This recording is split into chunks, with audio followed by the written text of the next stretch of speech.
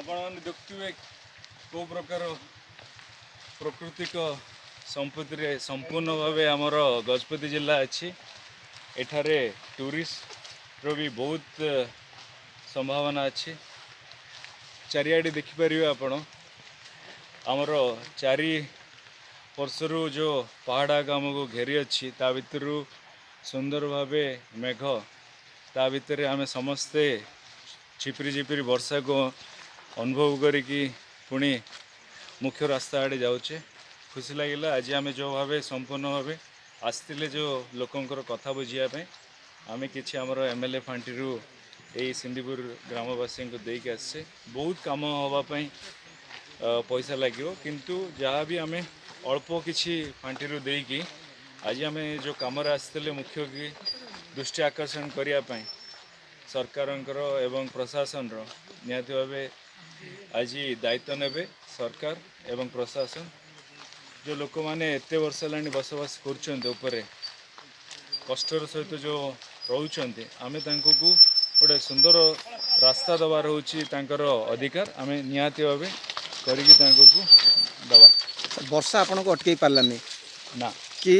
कौन सी कष्ट आपन को अटकई पार्लानी रास्ता जो प्रकार कष्ट आप चली चली जाइछंती किंतु वर्षा होची तथापि आसुछंती पुणी सेठी मध्ये लोक मान सहित बसवास कले कथा हेले समस्त समस्या बुझिले निहाती भाव देखु हठात वर्षा है आम वर्षा को भी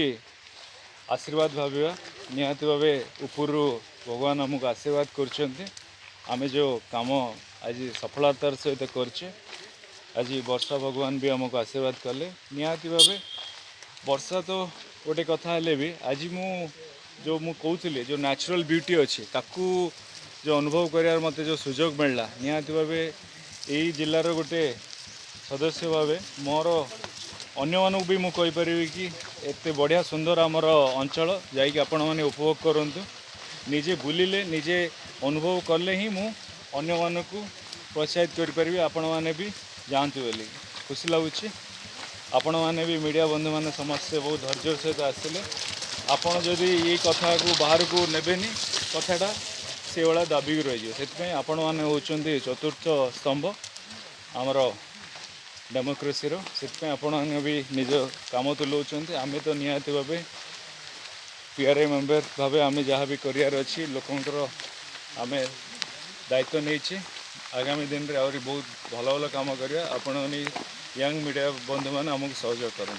सर रियल जननायक भाव में आप निश्चित भाव में वर्षा को खातिर कले कि कौन सी समस्या को खातिर कले ताकू ही जननायक कह सर तार परिचय आप देखते आज